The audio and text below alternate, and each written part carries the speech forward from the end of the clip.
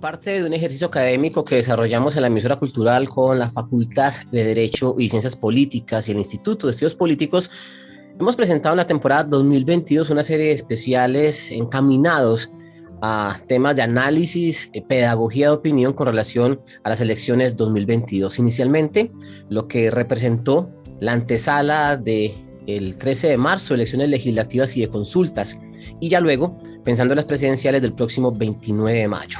Nuestros coordinadores académicos son Juan Carlos Arenas, director del Instituto de Estudios Políticos, y Luqueji Gil Neira, decano de la Facultad de Derecho y Ciencias Políticas.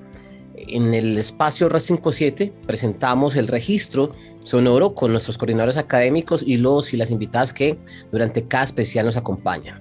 Pero adicionalmente, 19 y 26 de mayo tendremos dos programas antesala. Este que estamos presentando, uno adicional jueves al aire y luego en redes sociales del Instituto de Estudios Políticos y de la Facultad de Derecho. Y preparamos un especial periodístico y académico para el próximo 29 de mayo, día de elecciones.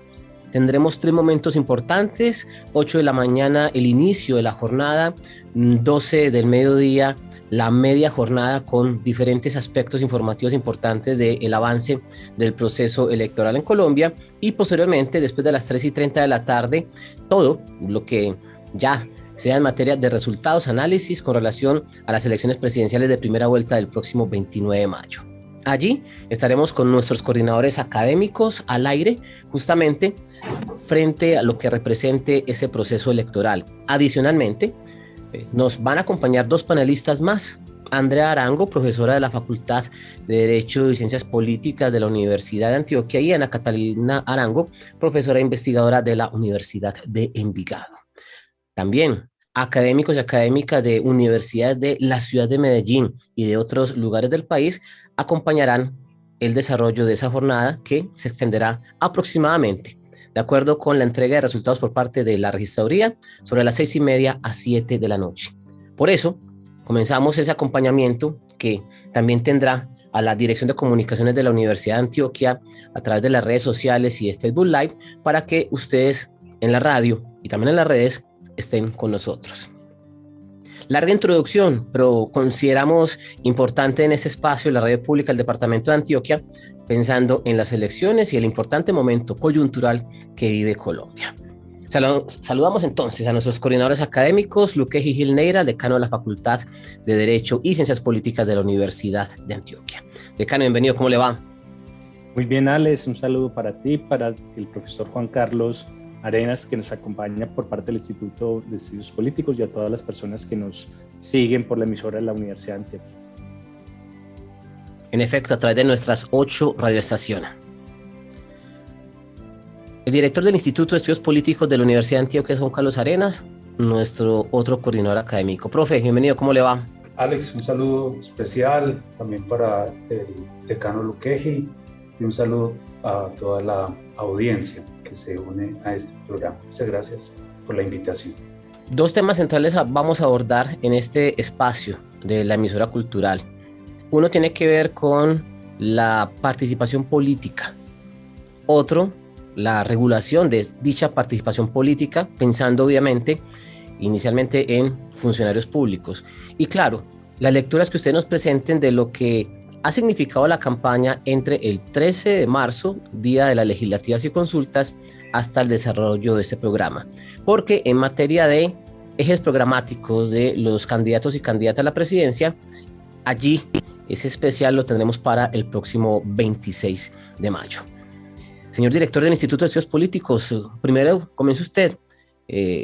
¿Cómo calificaría lo que ha sucedido entre el 13 de marzo y el 19 de mayo en materia de el desarrollo de campaña? Misma pregunta para el decano de la Facultad de Derecho, para comenzar con ustedes esta conversación. Bueno, yo de eso resaltaría en primer lugar que esto ha tenido como fases, como momentos, ¿no? El primero de ellos creo que estuvo muy atado a los resultados de las consultas interpartidarias, al impacto que produjo la votación significativa que tuvo la consulta del Pacto Histórico, la consulta del Equipo por Colombia, y de la votación un poco más moderada, más reducida en términos como de las expectativas que tenían de apoyo político de la coalición de la esperanza, ¿no?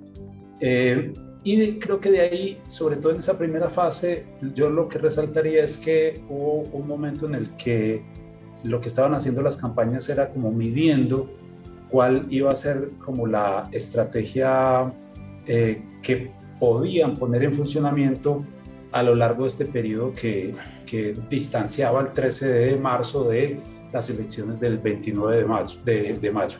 Y en eso hubo una primera etapa en la que las candidaturas estuvieron como tentadas a circular muy por el orden de los acuerdos, de los convenios entre las distintas fuerzas políticas, de atender en algo la estrategia orientada a los debates televisivos y de pronto debates en otros espacios convocados y controlados.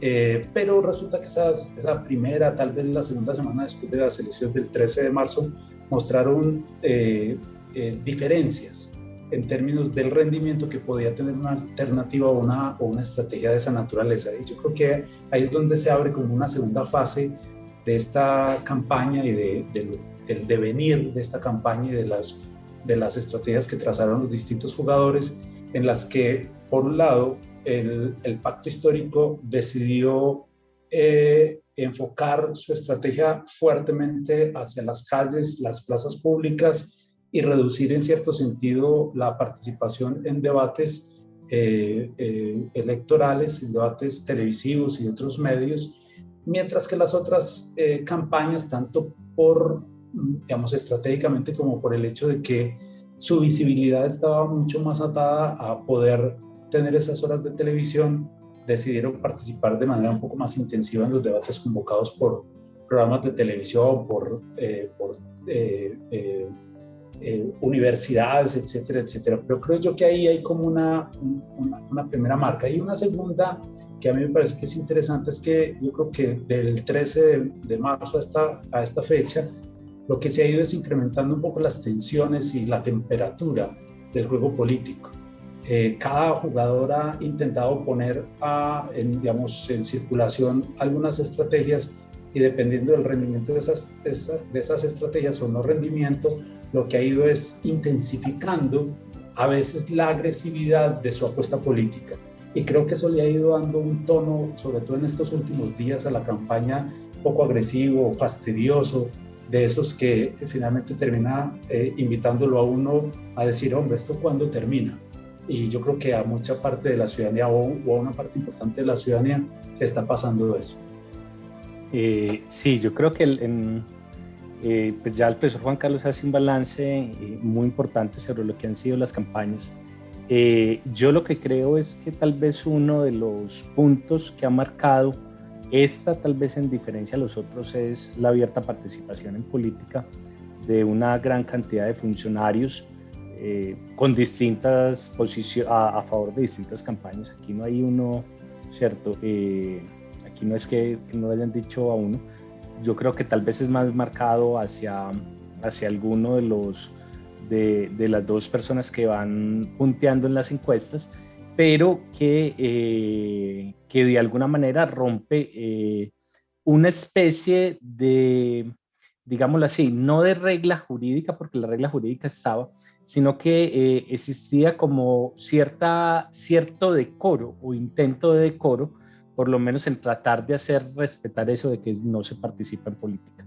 Y el nivel del debate y de precisamente de lo que decía el profesor Juan Carlos ahora, de que se van ensalzando los ánimos, se va radicalizando el discurso, ha llevado, ¿cierto?, a prácticamente una participación abierta a favor de uno u otro candidato o en contra de uno u otro candidato.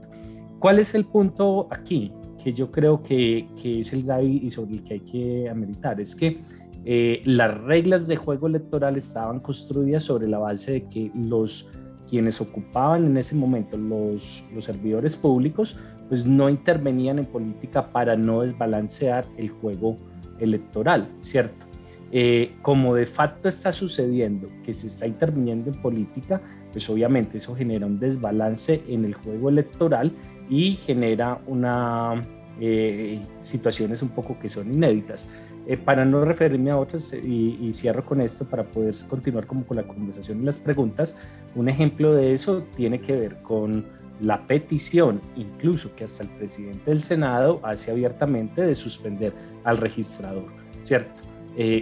Petición que se viene repitiendo desde hace mucho rato, pero que es una petición que aún hoy, a 15 días antes de unas elecciones, pues se está diciendo eso. Yo creo que por lo menos en lo que yo recuerde, no tenía una idea de que un presidente del Senado estuviera planteando una situación de esa magnitud.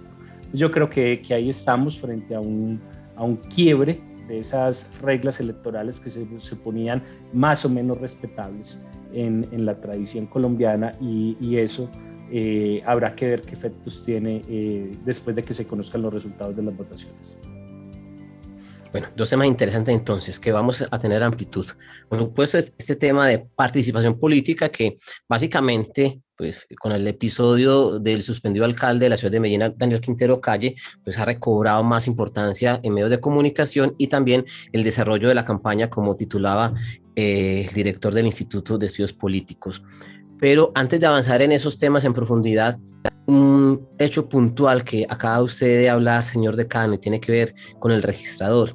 Y no hablemos de la persona, hablemos de la registraduría, porque finalmente, pues, muchos de los temas puntuales que 3, 4 días después se abordó en este espacio con ustedes y los analistas invitados cambiaron por lo que representó la problemática con los jurados, la problemática con los votos que aparecieron, con los votos que se perdieron, con las curules que algunos partidos que tenían cantadas en el preconteo finalmente no las obtuvieron, y ha estado en ese denominado ojo del huracán periodístico, y no sabemos si también político, el registrador Alexander Vega, y como tal toda la infraestructura de la registraduría. ¿Qué opinan ustedes de lo que ha significado ese hecho entre el 13 de marzo y, como decíamos, a escasos días de la primera vuelta presidencial? Usted, señor decano, que comenzó con el tema, pues quisiera que comenzara este apartado dedicado a la registraduría. Lo que pasa es que hay un punto, primero, que obviamente hay una falla clara en el proceso de transmisión de datos y después del escrutinio. Yo creo que eso es innegable, ¿cierto? Que se presentó esa falla clara. Yo no hablaría todavía de fraude, ¿cierto? Porque para hablar de fraude tendríamos que considerar que ahí hay una conducta dolosa en el sentido de querer producir esa incitación. Pero por lo menos sí es muy claro que la falla y el error de grandes proporciones sí existió. Y frente a eso no ha sido posible, un diálogo abierto del registrador con los distintos sectores políticos. No lo ha planteado, ni tampoco con la ciudadanía, tan siquiera a través de los medios, ¿cierto? Los medios no han podido ni siquiera sentarse y hacer una amplia trabajo de cuestionamiento o de preguntas tan siquiera al registrador para que se respondan muchas de esas inquietudes. Ahí hay un primer problema. Un segundo problema tiene que ver con que aún el proceso, que después se consideró ya muy encima de la necesidad de contar con una interventoría al software de las elecciones, pues hasta esta semana todavía se estaba dando. Es decir, estamos a menos de 15 días de elecciones y por lo menos hasta el día de ayer no conocía que estuviera una firma. La última firma que estaba interesada, entiendo yo que era una firma alemana, finalmente declinó. Y no sé si el día de hoy pues se haya podido mover alguna situación frente a eso. Entonces genera un segundo manto. Un tercer dificultad tiene que ver con la lentitud de la certificación de finalmente el Congreso. Hoy el CNE no ha certificado todavía la totalidad de los resultados. Estamos basados sobre los resultados que efectivamente se han leído, se han informado. Pareciera que tuviéramos muy claro en términos generales la conformación del Congreso. Sin embargo, hay 1 o 2 curules que todavía se vienen peleando, ¿cierto? Y que podrían cambiar. Pero sí, a puertas de una elección presidencial, el CNE todavía no lo realiza. Y otro cuarto punto que yo creo que en su momento se cuestionó, que esperemos que funcione, tiene que ver con la designación de jurados de votación por la conformación que se va a realizar, y que precisamente como parte de un asunto de la desconfianza frente a la labor de la registraduría, cualquier decisión que se toma es vista como un intento de fraude para cualquier lado de la campaña.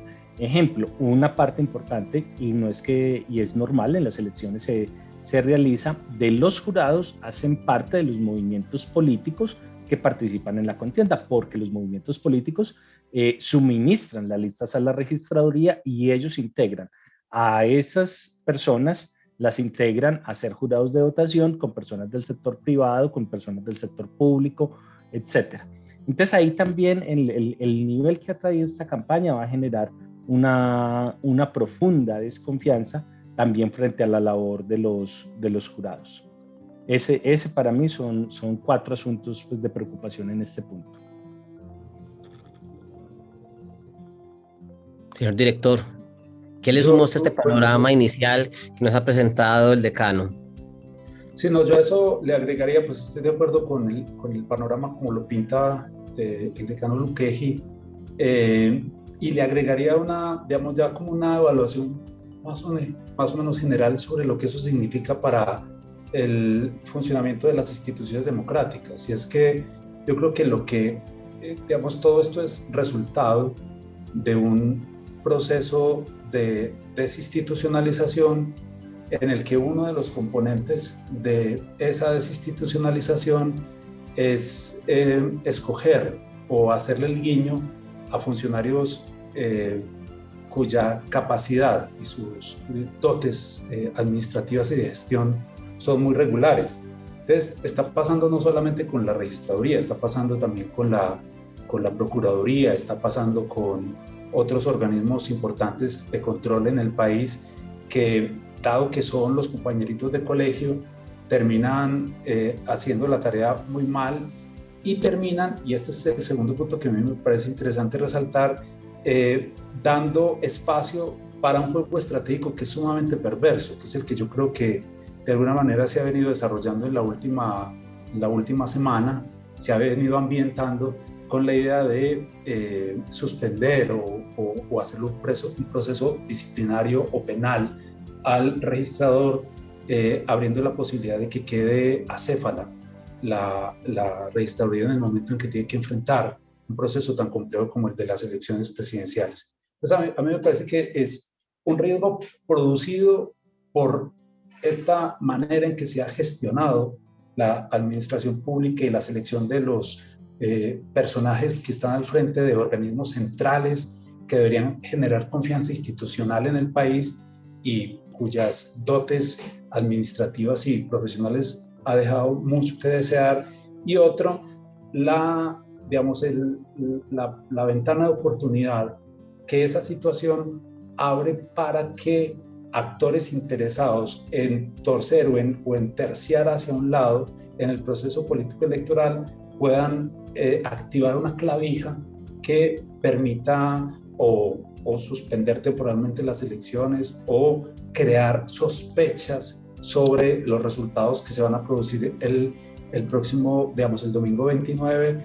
En todo caso, erosionar la legitimidad del sistema electoral en un momento en el que efectivamente se ha proyectado por las encuestas y por el clima político la idea de que efectivamente puede haber un cambio de el signo político del partido o de la coalición que va a estar al frente del gobierno durante el próximo cuatrenio. Entonces, a mí lo del registrador me deja un muy mal sabor, no solamente por el personaje, porque el personaje reconocemos muchos que efectivamente ha conducido mal el proceso, sino porque el personaje sirve de pretexto para que otros actores interesados y aún más perversos puedan desarrollar una estrategia que erosione las bases de legitimidad sobre la que se ha construido la tradición electoral colombiana. Bueno, muy interesante todo lo que ustedes nos dicen. Una pregunta adicional frente al tema de la registraduría. Una legitimidad que hoy se cuestiona, una desconfianza ciudadana frente al papel de la registraduría, y si a eso le sumamos en uno de los titulares del director del Instituto de Estudios Políticos, que esa campaña con esta alta temperatura que genera hasta fastidio y que muchos no ven la hora que sea 29 como para que acabemos con este clima, entonces uno se pregunta, el reconocimiento de los resultados con el panorama no solamente político, las tensiones políticas, sino también con una legitimidad cuestionada de la registraduría, ¿en qué momento nos pueden ubicar el 29 de mayo, tipo 6:30, 7 de la noche, cuando nosotros, con ustedes y nuestros oyentes, estemos al aire, pues publicando resultados? Decano, comencemos con usted. A ver, yo creo que eso se salva si los resultados salen como las encuestas, porque todo el mundo va a decir, bueno, sí, salió como las encuestas y efectivamente hay un 40, 20, 16, 9, por decir algo en las votaciones.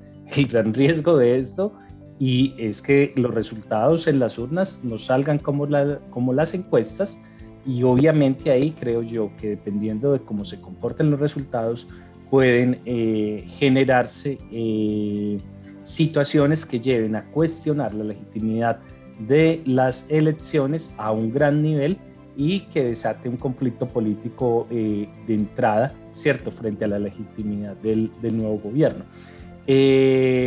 Explico, aunque muchos lo ven probable, si Petro ganara en primera vuelta, ¿cierto? Algunos van a decir, no, es un resultado que ya sabíamos que era amañado por porque la empresa Hydra viene de España, por los asesores españoles, porque eran jurados de votación X cantidad de personas. Si Fico diera un gran salto en el 21, también se va a manifestar igual, ¿cierto? Si Rodolfo Hernández diera una gran sorpresa, entonces se va a decir, se infla un candidato en contra del otro, etcétera. Entonces creo yo que ahí es el escenario donde nosotros vamos a tener. El asunto es que tenemos en la historia de Colombia, en muchas ocasiones, las encuestas no han logrado acertar con el resultado. Tenemos la historia del plebiscito, donde era muy claro una tendencia electoral y una tendencia en encuestas y no se dio. Tenemos, por ejemplo, la de última en las consultas presidenciales, la de la campaña de Fico. Ahí las encuestas tampoco acertaron del todo en el tema particularmente del equipo Colombia y de Federico Gutiérrez. Entonces, el resultado, o sea, que se produzca un resultado que las encuestas no alcancen a leer, digamos lo que no sería la primera vez que sucede en Colombia, pero en esta ocasión sí sería el gran argumento para hablar y decir, estábamos hablando de fraude, ahí se hizo realidad.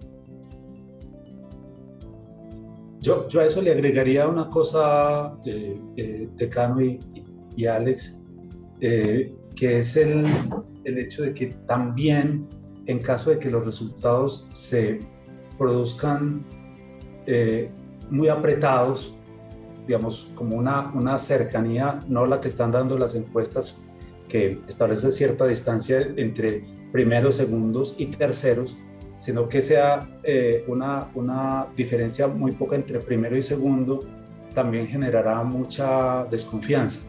Pero con eso simplemente lo que quiero decir y remarcar del argumento de Decano Luqueji es que estamos en el peor de los mundos, ¿no? En el sentido en que las encuestas normalmente no suelen acertar, pero si no acertan, quedamos en una situación de desconfianza, ya no respecto a las encuestas, sino al resultado mismo, ¿no?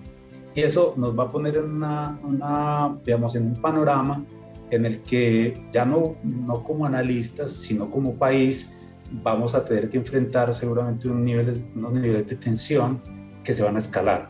O sea, porque yo creo que es también como el asunto del calentamiento social que se produce normalmente en los tiempos electorales, pero que las temperaturas que han ido adquiriendo en esta fase de campaña han asumido un lenguaje, no solamente por los seguidores, sino también por parte de líderes centrales de las campañas políticas más importantes, en las que el señalamiento del otro como la catástrofe, incluso como la catástrofe, pero no solo como la catástrofe venidera, sino como el mal comportamiento presente, ¿cierto?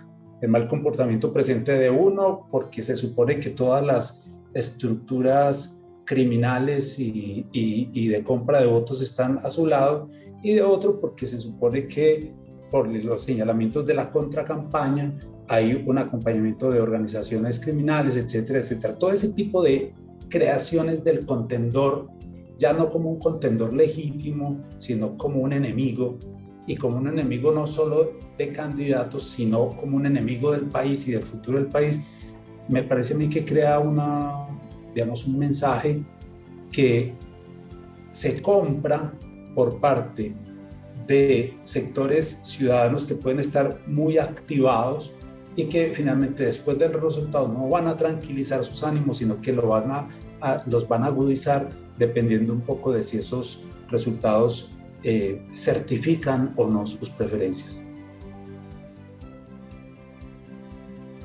Para ustedes, ¿qué tan importante ha sido el denominado marketing político para esta campaña? Director, comencemos con usted.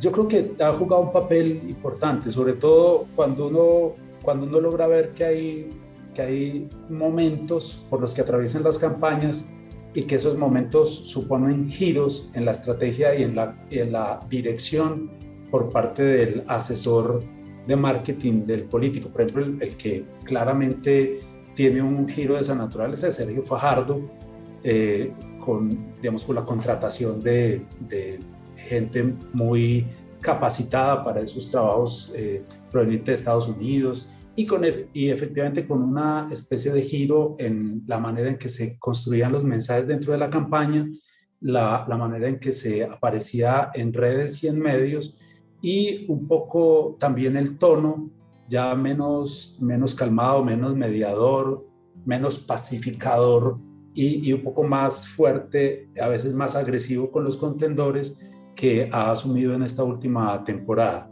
La lástima que eso no parece estar reflejándose como un elemento positivo que haya permitido que la campaña tuviera mejor posicionamiento en las preferencias expresadas a través de las encuestas, ¿no? Pero también en los otros bandos, en las dos principales campañas, creo que también ha habido redireccionamiento, y yo subrayaría un par de matices de ese redireccionamiento. Por un lado, el énfasis muy fuerte y supremamente resaltado en esta última etapa de la campaña de Federico, de construir al enemigo sobre la base de la idea de que este candidato opositor más fuerte a su aspiración es un riesgo para la libertad y para la democracia, además de señalar o atar a ese mensaje, a ese mantra que se repite permanentemente y en todos los escenarios, la idea de que efectivamente las conductas que se le imputan, o que más bien la campaña de Federico le imputa a la campaña de Petro, confirma esos riesgos. Yo creo que eso está muy bien articulado en términos de estrategia de marketing y estrategia de asesores políticos detrás de lo que dice el candidato. Y yo veo, del otro lado, como un comportamiento en el que, al menos con el ingreso de Prada en el equipo político de Gustavo Petro, lo que se ha intentado hacer es lo contrario, como bajarle la temperatura a los pronunciamientos, y en todo caso aquellos ataques que se reciben de una campaña, tratar de minimizarlos, mostrarlos como una reacción o una pataleta de alguien que se ve, ve que sus estrategias de campaña no le han permitido subir en términos como de indicadores y medidas de aceptación entre los electores, y que ha sido muy interesante, pero que a la vez tiene una diferencia que tal vez sea muy notable en la relación de este equipo central con el que está trabajando la campaña de Petro y el comportamiento de sus seguidores en redes, que sigue siendo fuerte, incendiario, a veces muy provocador, etcétera, etcétera. Decano. Sí, no, yo creo que cada vez hay una tecnificación y cualificación mayor de la política en Colombia. Cierto, es evidente que las campañas cuentan con expertos o con personas que se han dedicado a los temas de comunicación política y de marketing electoral, y que en ese sentido sus estrategias juegan a estrategias de comunicaciones incluso muy parecidas a las que se ven en distintos niveles o los que ya se han replicado en otras campañas que han sido exitosas. Yo, para no referirme a las dos que ya se refirió Juan Carlos, yo creo que el ejemplo es el del ingeniero Rodolfo Hernández. La comunicación política que él ha realizado no ha estado basada en la realización de grandes concentraciones públicas, ha sido más un énfasis de pronunciamientos a través de redes o pronunciamientos a través de medios de comunicación, pero cuando uno realiza un análisis de cómo se comportó, digámoslo así, la estrategia de la campaña Trump, el lenguaje de la campaña Trump, y lo analiza con el lenguaje de la campaña de Rodolfo Hernández, uno identifica que pareciera el mismo asesor el que se encuentra detrás, ¿cierto? El mismo tipo de expresiones, de tonos que parecieran ser antiestablecimiento, ¿cierto? En un lenguaje que pareciera ser muy cercano a la gente, ¿cierto? Como se lo diría a usted el señor que está sentado en la esquina tomándose un tinto, ¿cierto? Y que le dice, esa partida de ladrones, es que eso es cantidad de corruptos, es que esa es, ¿cierto? Etcétera, etcétera. Y con ese tipo de lenguaje, claro, con un mensaje muy bien articulado, muy sistemático, que pareciera ser antiestablecimiento, en el sentido en que es una crítica fuerte al tema de corrupción y a quienes han estado y a otros también que pretenden hacer llegar, termina posicionándose como la alternativa, ¿cierto?, frente a lo que la gente en términos reales pues está rechazando. Una de las mayores cosas que rechaza la gente es el tema de la corrupción. Entonces, por ejemplo, en el ejemplo de Rodolfo Hernández, yo creo que ahí es muy claro cómo las distintas campañas se están cualificando y acuden a otras campañas que consideran que han sido exitosas, a otros modelos de comunicación política y de marketing político que les ha resultado exitosos y los están ensayando acá. Ustedes titulan al principio y, por supuesto, sin otros temas que nos quedan pendientes, participación política. Y, señor decano, usted lo ubicó como un tema central de conversación y quisiéramos que ahora sí con usted y el director del instituto profundicemos en esa materia. Desde un concepto básico, en el sector público casi todas nuestras acciones son políticas. Entonces, ¿cómo diferenciar el ejercicio de la función frente a lo que se denomina participación política?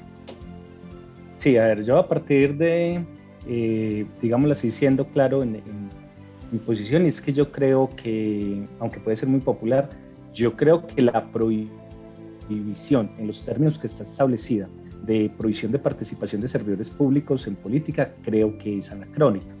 Anacrónica en el sentido que obedece a un momento de la crisis o de la violencia liberal conservadora y que obedece a otra dinámica, que en un esquema como el que se ha pretendido construir en Colombia, de un esquema de reglas electorales que favorecen a partidos y movimientos políticos y a discusión partidista y movimientos políticos, pues tendría que ser normal que ciertos funcionarios, ojo, no todos, ciertos funcionarios pudieran expresarse como miembros del partido que son, ¿cierto? A favor de los candidatos del partido que son.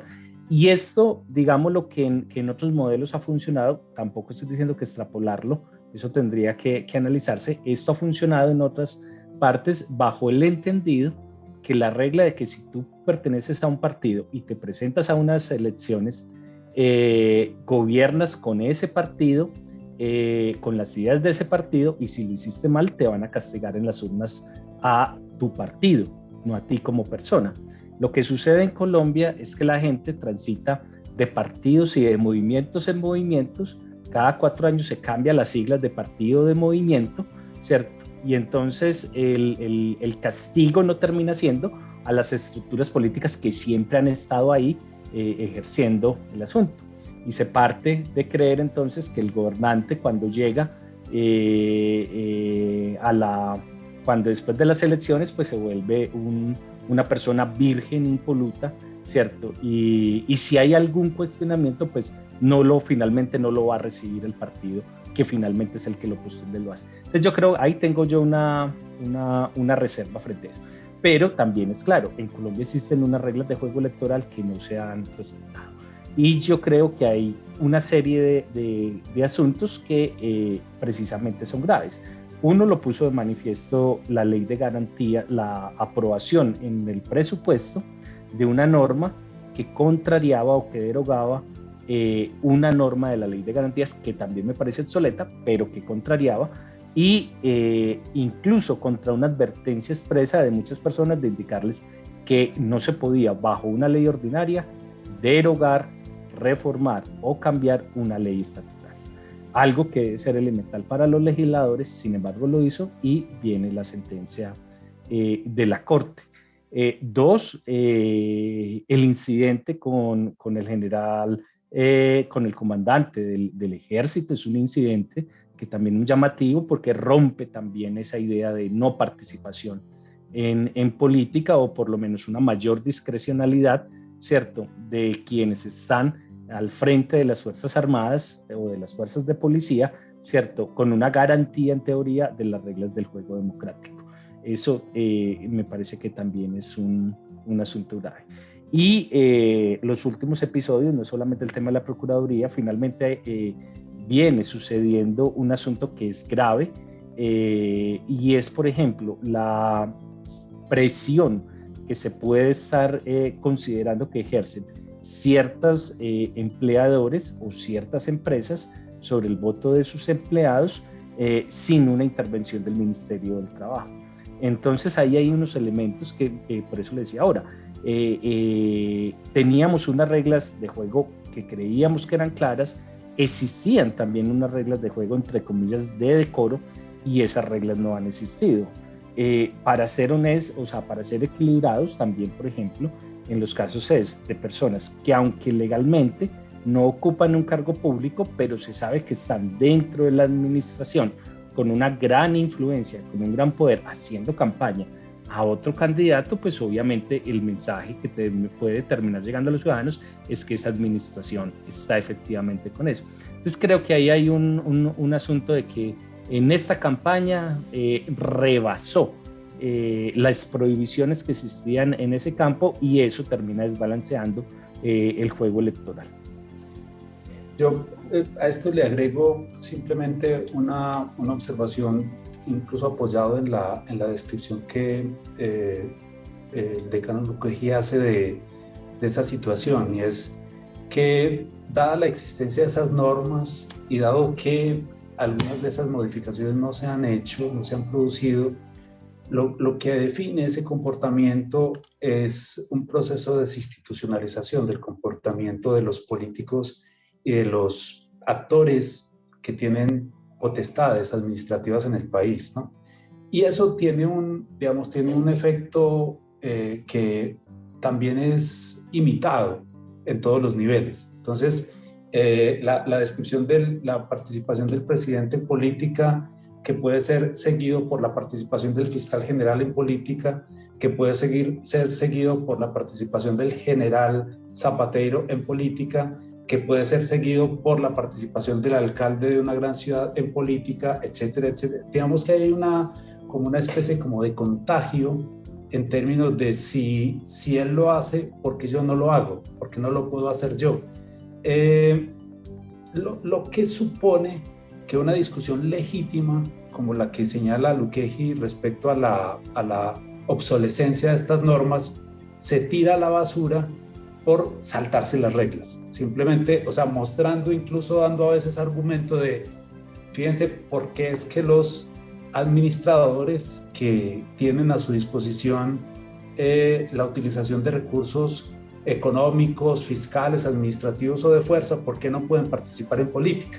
Entonces van erosionando una discusión que es legítima, que valdría la pena dar en los escenarios del Congreso, que valdría la pena fundamentar sobre evidencias de por qué efectivamente eso no cumple el propósito de proteger los recursos públicos, y en todo caso sí enrarece el sentido de la participación política o de la expresión de la voluntad política de funcionarios que a la vez son ciudadanos. Me parece bastante problemático. Y a eso yo también, en todo caso, agregaría que ya en el nivel micro, estos deslices o estos saltarse la norma, saltarse la cerca de los funcionarios, sí produce resultados que favorecen o afectan a candidatos, puntualmente. Ahora, no creo yo que pueda uno tener, digamos, hacer una afirmación genérica de cuál es el beneficio neto que pueda tener un candidato como Federico cuando uno dice el gobierno nacional y algunas de sus agencias están trabajando a favor de una candidatura que le dé continuidad a ese gobierno. Porque muchas veces puede ocurrir que la favorabilidad de un gobierno con bastante prestigio es el abrazo del oso, ¿cierto? Lo mismo puede ocurrir, por ejemplo, en un escenario como Medellín.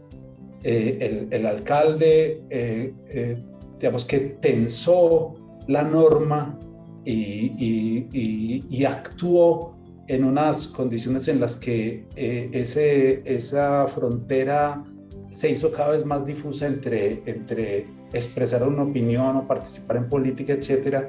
También en ocasiones para ciertas fuerzas políticas se pueden convertir efectivamente en el abrazo del oso, en una cosa que termina incluso dificultando, enrareciendo y espantando la posibilidad como de discernimiento claro por parte de la ciudadanía que tenía como un espacio para decidir si le gustaba o no este proyecto o aquel y cuáles eran los criterios que terminaban favoreciendo una preferencia u otra. Entonces yo creo que es como el llamado a atención a pensar como todos esos niveles del problema que ha subrayado el decano y que yo he tratado como de resaltar también en mi intervención. Director, en ese sentido, la narrativa que se vende de lado y lado con episodios como el del alcalde suspendido Daniel Quintero Calle, en ese relacionamiento que se hace de procuradora, presidente y continuismo para un caso puntual como Medellín, que dicen que será una ciudad determinante en las elecciones, ¿es un tema de especial análisis? Yo creo que sí, o sea, yo creo que en general una ciudad como Medellín que pone, digamos que constituye como el 17% del censo y que pone normalmente entre el 11 y el 13% de la votación en una votación nacional, claro, es un botín importante, significativo, ¿no? Entonces, digamos, perdón, corrijo los datos porque los datos son realmente para Antioquia. Antioquia pone más o menos el 13% de la votación nacional, sino que igual dentro de esa votación, la de Medellín y la del Oriente Antioqueño son votaciones muy importantes, ¿no? Entonces, sí es una cosa que efectivamente hay por qué preocuparse de lo que ocurra en un lugar u otro, ¿no? Y en esta competencia nacional hay ciudades que constituyen, como Bogotá, como Medellín, como Cali, como Barranquilla, porciones de la votación que resultan decisivas cuando se meten en la bolsa final de conteo electoral. Entonces, en eso es claro. Ahora, las estrategias ya menudas que cada candidato enfrente en esos territorios para equilibrar las diferencias de los aportes que le da cada ciudad a su votación global, creo yo que en todo caso son también un azar. Y yo lo que creo es que a Medellín y a las estrategias que han desarrollado los candidatos más fuertes en Medellín, estas circunstancias le ponen un factor de azar y digamos, un efecto como de ruido que no deja, digamos, también le pone al analista como cierta incertidumbre acerca de qué puede pasar finalmente el domingo 29.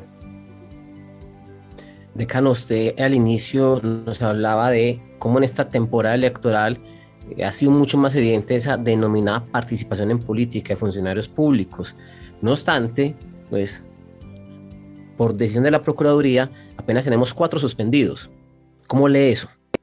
A ver, hay una función social que que siempre se ha planteado que tiene el derecho, y particularmente las normas sancionatorias, aclarando que la medida que se tomó en contra de estos funcionarios, 4 funcionarios, todavía no es una medida sancionatoria en teoría, sino que es una medida cautelar, ¿cierto? Pero que algunas personas entienden como una especie de mensaje, como una presanción, anticipar lo que va a ser la sanción. Y es que se ha planteado mucho que el derecho tiene una función de prevención general cuando se utiliza la sanción. La función de prevención general es que, por ejemplo, si alguien comete una infracción, yo le impongo una sanción, no solamente para que esa persona sienta un castigo a su actuación, sino que la sanción a esa persona se convierte como en una medida de ejemplo para que otros no lo hagan, ¿cierto? Entonces, en teoría, la suspensión o la ruta que escoge la Procuraduría al sancionar a 4 personas, pero en realidad sanciona, de ahí yo destacaría realmente la destitución de 2 alcaldes, la suspensión, todavía no hay destitución, la suspensión provisional de 2 alcaldes de 2 ciudades regionales, Ibagué y Medellín, y además, Neiva y Medellín, pero además uno de cada partido es como decir, o uno que intervino, uno a favor presuntamente de la campaña de quien va liderando las encuestas y otro a la campaña del que le sigue, ¿cierto? Es una fórmula de mandar, entre comillas, un mensaje y decirles, todo el mundo debe quedarse quieto y no participar, ¿cierto? Como en una especie de suspensión, como una especie de prevención general, ¿cierto? En el mensaje que se envía. ¿Qué hay de difícil en este punto? Primero, es que obviamente como hay una desconfianza frente a todos los poderes del Estado, pues obviamente no se considera por parte de muchos que esa actividad pueda partir de un interés legal o constitucional de prevenir que la participación en política de funcionarios se utilice para desbalancear el juego político o el juego electoral, sino que se considera que hace parte precisamente de las herramientas en contra de los opositores políticos. Ese es el primer gran problema, y yo creo que en eso es tal vez el mensaje que le ha venido terminando quedando a las personas, porque obviamente han cuestionado que no ha sido la misma actitud. Ahí hay un antecedente que yo lo recordaba, el antecedente famoso de prevención a un funcionario público para que no participe en la campaña electoral se dio por el procurador Mario Restrepo Aramburu, egresado de esta universidad en el año de 1970, cuando le dijo a Carlos Lleras Restrepo que no podía participar en política en ese momento ante una intervención del presidente a favor de Misael Pastrana Borrero, ¿cierto? Que es el antecedente, y eso quedó como uno de los antecedentes donde siempre se le llamó. Claro, el presidente ha hecho alusiones, pero la procuradora no le ha hecho la sanción a modo precisamente de prevención general, que era la que tal vez hubiera tenido mayor resultado en lo que decía ahorita el profesor Juan Carlos, ¿cierto? Si al presidente se le llama la atención y él reconoce que no lo puede hacer, pues obviamente los restos funcionan. Pero si el presidente no se le dice, ¿cierto? Y se le llama la atención, pues ¿qué función de prevención general va a tener esa medida? Ninguna, porque simplemente va a decir, no, aquí se le aplican al más de malas o al más perseguido. Esa es una situación que se da. Y el otro punto que yo no puedo dejar de notar es que de todos modos, paradójicamente, la medida termina reproduciendo un incidente de alguna manera que ya se había dado entre el procurador Ordóñez con el alcalde Petro, alcalde de Bogotá en su momento Petro, que termina en la Corte Interamericana y que genera un llamado de atención de la Corte Interamericana a Colombia para decirle, ojo, que tiene que cumplir el Pacto de San José de Costa Rica y que solamente funcionarios que tienen el carácter judicial y en un proceso de carácter penal pueden ejercer una sanción que quite los derechos políticos de quienes han sido elegidos democráticamente. Entonces, termina generándose esta suerte de coincidencia o de bucle que obviamente termina reforzando la paradoja política y el discurso político de una de las campañas. En ese sentido, Yo a esto solamente quería agregarle que lo que tendríamos que esperar es que el bucle no se cierre como el del 70, ¿no? Advertencia y luego fraude no probado, ¿no? Es en el sentido de que finalmente el presidente tampoco es que haya quedado libre de toda culpa en relación con la sensación o con la noticia de fraude a las elecciones de 1970. Esperemos que eso no sea un antecedente que vaya a tener el mismo curso. sí, en efecto, el día que el país se acostó con un presidente, amaneció con otro. Un tema puntual. Eh, ¿Es clara la norma en Colombia frente a participación política o es fácil de alguna manera evadirla? Y si usted puede suponer que estoy participando en política, pero finalmente no lo estoy haciendo porque la norma no es tan taxativa o se le pueden hacer esquives. Decano, conteste usted que conoce la norma, No, porque lo que uno sabe en el contexto es que hay mucha forma de políticamente estirar su práctica, pero cuéntenos. no, yo creo que o sea, lo que la norma, la prohibición de los servidores públicos de participar en política es clara y también se ha repetido pues, en la norma del Código Disciplinario Único y en la Ley de Garantías están establecidas las prohibiciones. Lo que pasa es que cuando yo hablo de la participación en política de los funcionarios públicos, sí hay un gran espacio gris que no está regulado, ¿cierto? Que es lo que permite estirarlo. Y digamos lo que no le digo a lo que sonoramente puede decir, no, yo meto un cambio en primera y está hablando de subir a los barrios, pero cierto, ya quien lo entendió, no me refiero como a esa sorna, cierto, me refiero a que en términos generales no hay un gran espacio gris que no determina realmente o que genera ese espacio gris para que otras formas veladas de participación terminen aplicándose. Ejemplo de esto, nosotros tenemos, por ejemplo, en la ley de garantías, pues las restricciones que se dan o las reglas que hay partían del supuesto de que el presidente era o aspiraba a la reelección. La ley de garantías partió como una ley para tratar de equilibrar el juego político cuando el presidente se quisiera reelegir.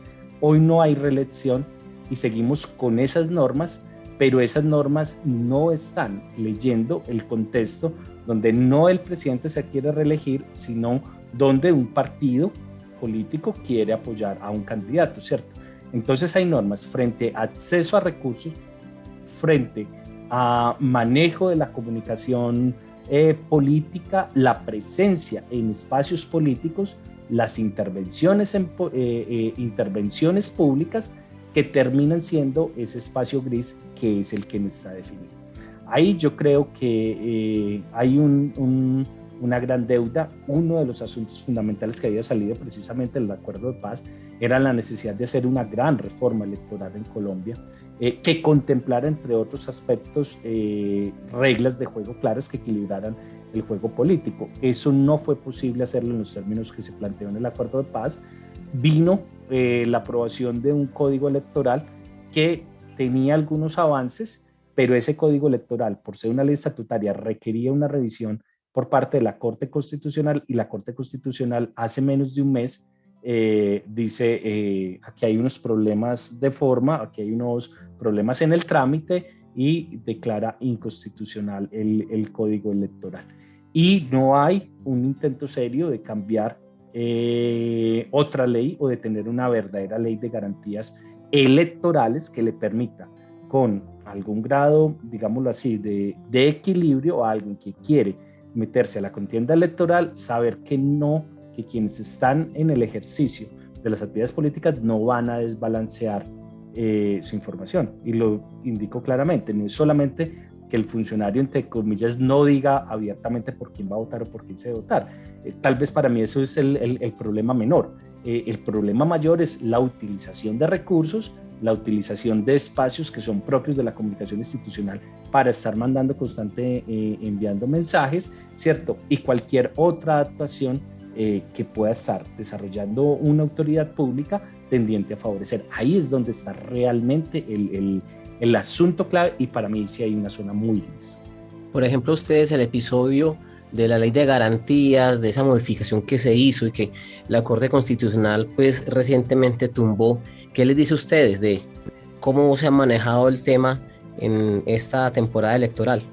Pues yo creo que hay ahí digamos, un ejemplo claro como de esas jugadas estratégicas en las que actores conocidos o advertidos sobre los efectos y limitaciones que puede tener el cambio de ciertas normas incurren en ella para aprovechar ventanas de oportunidad que les ofrecen, al menos temporalmente, estas modificaciones. Yo creo que ahí hay claramente una pretensión de favorecimiento de unas regiones, de unos candidatos, de unos partidos, de unos políticos locales, etcétera, que incluso se ha reafirmado digamos, con la reacción que políticamente han tenido algunos candidatos respecto a la decisión de la Corte, ¿no?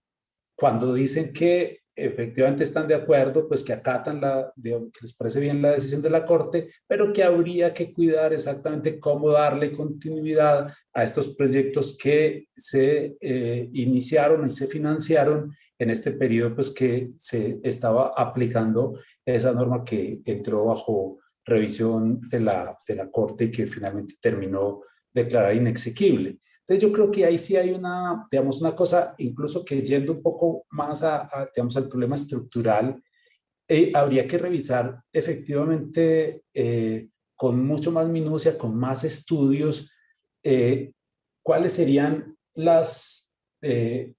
como los mecanismos institucionales, las prohibiciones, que efectivamente lograran proteger el desvío de recursos públicos que van a terminar en las arcas de políticos para pagar o financiar sus campañas electorales.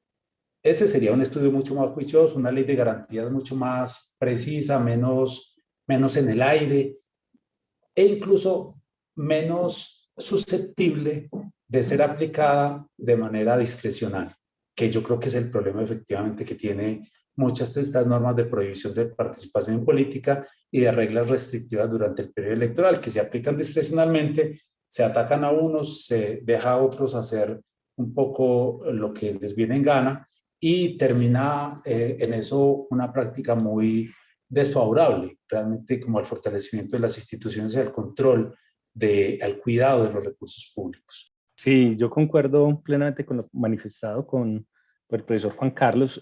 Creo que quien acuñó esto hace mucho tiempo fue Rudolf Holmes, cuando dijo que había que apretarse el cinturón y que había que hacer una reforma tributaria, inclusive si tocaba vulnerando las normas de aprobación de la reforma tributaria, a lo que le cuestionaron que obviamente eso sería inconstitucional. Y Rudolf Holmes, sin John Sorrojo, dijo, sí, pero mientras lo declaran inconstitucional, nosotros recaudamos los tributos. Creo que es eso mismo que hicieron ahora aquí con la ley de garantías, y decir, pues eso va a ser inconstitucional, pero sí, mientras tanto se firman los contratos, se ejecutan los contratos y se generan los resultados que se desean. Ese es un asunto obviamente muy grave y que contribuye a esa idea de fuerte desinstitucionalización del país que hoy ronda en muchas personas y en muchos académicos. Estamos en la semana de cierre de campaña. Cada candidato y candidata preparan para este viernes, sábado y domingo grandes concentraciones, anuncios, alianzas, si es que restan por darse y demás. Nos explican por qué una semana antes de elecciones se hace cierre de campaña y bajo cuáles condiciones vamos a jugar, entre comillas, la próxima semana. Bueno, eso tiene un espíritu que, pues yo no sé si será muy anacrónico o, pues que en todo caso no es general, digamos, hay otros regímenes políticos en los que las normas permiten política y acciones políticas en la calle y encuestas y todo este tipo de cosas hasta el último día de campaña, e incluso en el mismo día de las elecciones se permiten encuestas a boca de urna, etcétera. Entonces, pero el nuestro pone esas restricciones con la idea de que esa semana sea como una especie de semana de reflexión para los ciudadanos, o sea, como de dejar descansar a la ciudadanía digamos, de esta cantidad de mensajes y de acciones políticas diseñadas estratégicamente por las campañas y que puedan reposar un poco esa información y tomar una decisión un poco más ponderada y reflexiva. Yo creo que eso no se cumple, eso es también un ideal, pero en todo caso deja abierta la posibilidad o la necesidad de que las campañas se vuelquen a otra serie de estrategias que ya son como a salón cerrado, ¿no? Porque lo que está prohibido es un poco las manifestaciones públicas, la publicación de encuestas todavía tiene unos días más como para circular, pero en todo caso las campañas van a tener esta semana o para hacer algo de televisión o para hacer acuerdos políticos con grupos y hacer reuniones en espacios cerrados. Y eso todavía irá a dar rendimientos, porque yo en todo caso en lo que insisto es que estos últimos días de campaña, dependiendo un poco de las circunstancias y de las noticias que puedan ser muy impactantes, pueden ir tornando el escenario político de manera distinta. Por eso es tan difícil hacer predicciones. Sí, yo creo que esta semana, por lo que uno observa, lo que se juega este fin de semana, pues será en términos de fundamentalmente los análisis que se hagan de las encuestas de las últimas encuestas que van a salir este fin de semana, ¿cierto? Yo creo que saldrán encuestas como siempre que uno a veces tiene dudas sobre digámoslo así, sobre su rigor estadístico, que van a terminar tratando de incidir un poco sobre la opinión, bajo la idea de que quien va ganando, pues si alguien va a ganar nos montamos en el bus de la victoria, ¿cierto? O si alguien está perdido, ¿para qué vamos a votar el voto y nos vamos mejor de una vez a definir? Yo creo que el juego va a ser sobre encuestas y el juego va a ser sobre esa idea del voto útil, ¿cierto? Creo que va a ser el que vaya a reforzar durante esta semana que viene el asunto. Ya la posibilidad definitiva de que en algún momento se planteen nuevas alianzas, la alianza de Rodolfo Fajardo definitivamente yo no lo veo hoy en un escenario posible, algo que se ha tratado de especular y plantear, no veo ese panorama por lo menos, y pues se retiró Luis Pérez sin que fuera mayor titular, ¿cierto? Y hay otros dos candidatos que también están, prácticamente los han borrado de todo tipo de comunicación pública, que son Milton Rodríguez y Ingrid Betancourt, ¿cierto? Les dicen ustedes están en el margen de error, entonces probablemente ustedes ya la contienda ya lo sacó. Entonces por eso creo que esa será la dinámica de esperar las encuestas de este fin de semana y todo lo que se genere en términos de tratar de seguir jalando un voto útil. Y lo tercero, creo que la dinámica de aumentar el miedo a que gane el otro, independientemente de cómo se llame, esta también va a ser la dinámica de la próxima semana. Yo creo que el mensaje de seguir infundiendo mayor miedo, terror de que gane el otro o el contrario, la vamos a tener intensificada.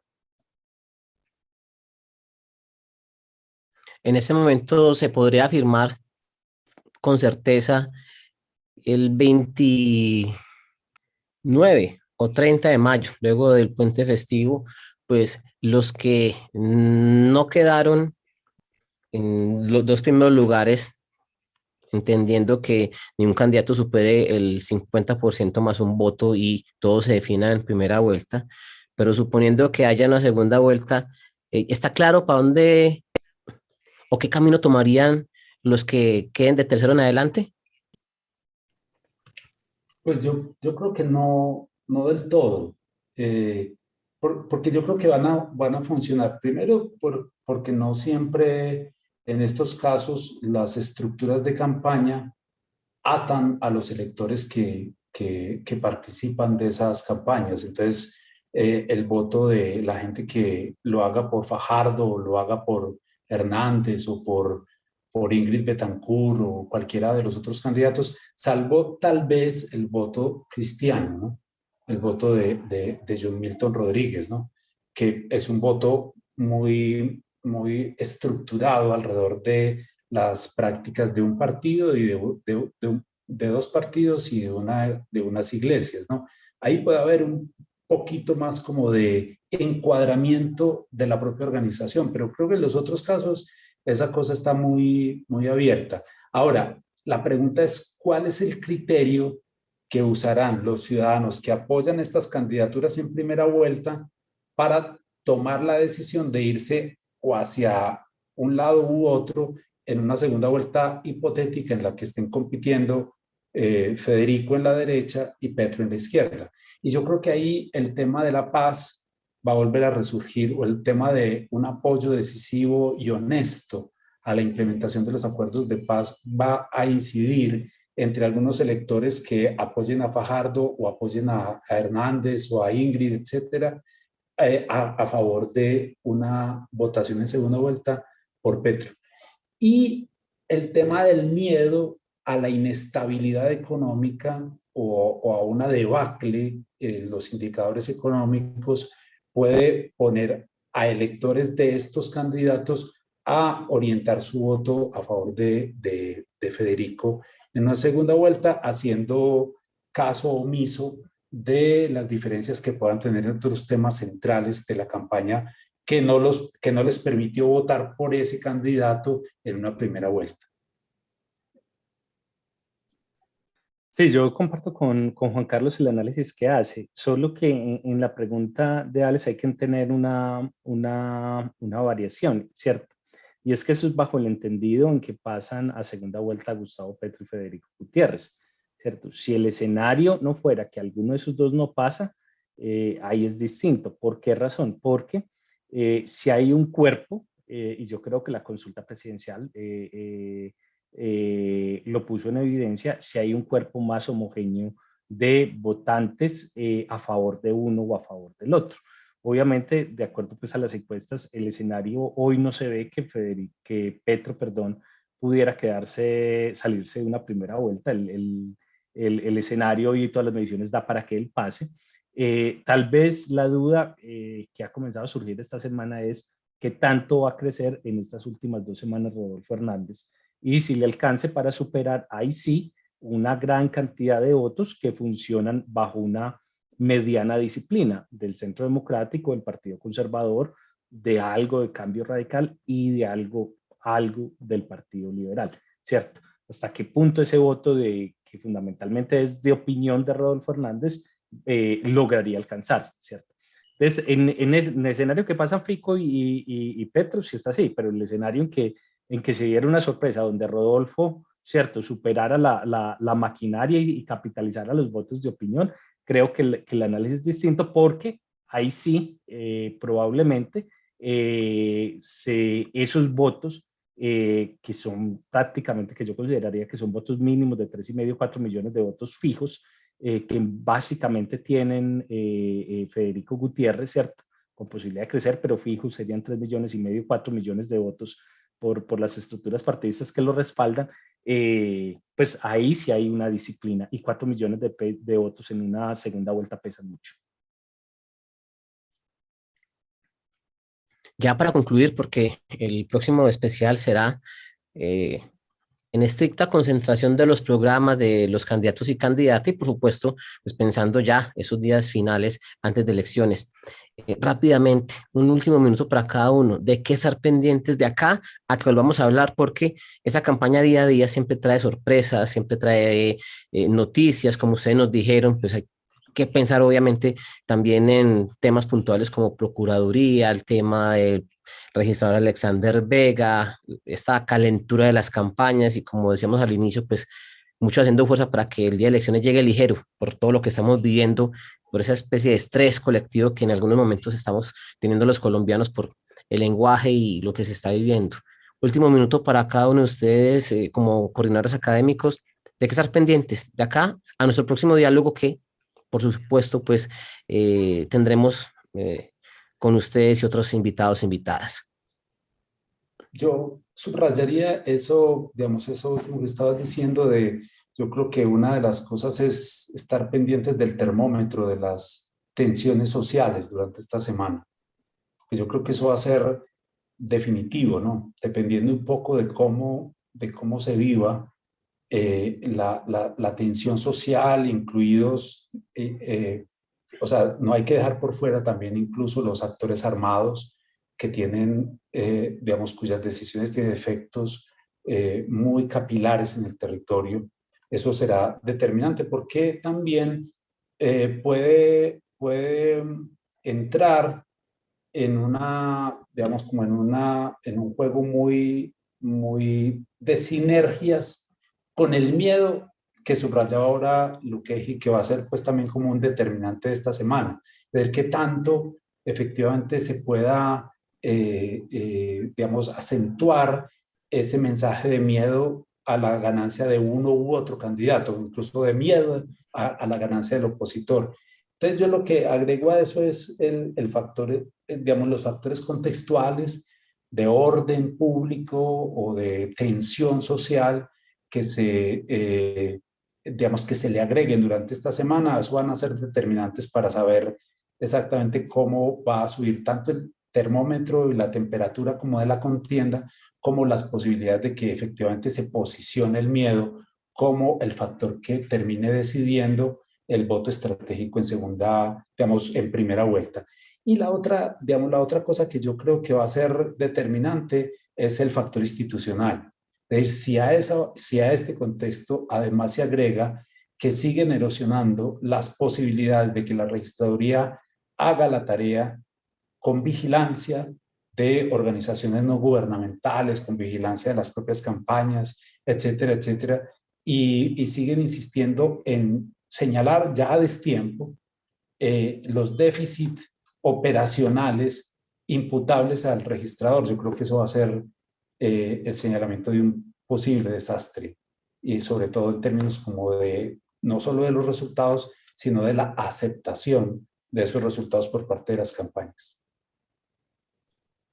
Sí, yo simplemente agregaría que uno, y siempre lo he dicho, uno nunca debe, digámoslo así, dejar de observar el panorama que aquí existen poderes judiciales, jurisdiccionales y, y poderes administrativos que pueden tomar decisiones tratando de desbalancear. Entonces yo creo que habría que estar atento a que, pues, no sería por lo menos sorpresivo que en esta semana, en medio de ese clima de agudización de la confrontación, puedan surgir alguna que otra decisión judicial o administrativa que intente mover el tablero político. Hechos de los cuales vamos a estar pendientes. Señor decano, señor director, ustedes como siempre muy amables con nosotros, a nombre de nuestros oyentes en Medellín, el departamento de Antioquia, el agradecimiento y por supuesto la invitación para que en una semana estemos ya con 3, 4 días de anticipación, pensando en esa última jornada, en los programas, en esos ejes programáticos de los candidatos y candidatas a la presidencia y también la antesala, porque tendremos ya muchos más nombres confirmados para esa jornada del 29 de mayo, que comenzaremos a las 8 de la mañana en la emisora cultural, en el cubrimiento especial con Facultad de Derecho, Instituto de Estudios Políticos y Dirección de Comunicaciones y Emisora Cultural para ese día. Una invitación y amplitud de esas temáticas la próxima semana. Por lo pronto, el agradecimiento. Señor decano, muchas gracias por acompañarnos. Alex, no, a ti y a la emisora y al profesor Juan Carlos, muchas gracias. Señor director, nos vemos en 8 días. Sí, claro, reitero el agradecimiento, la generosidad del tiempo.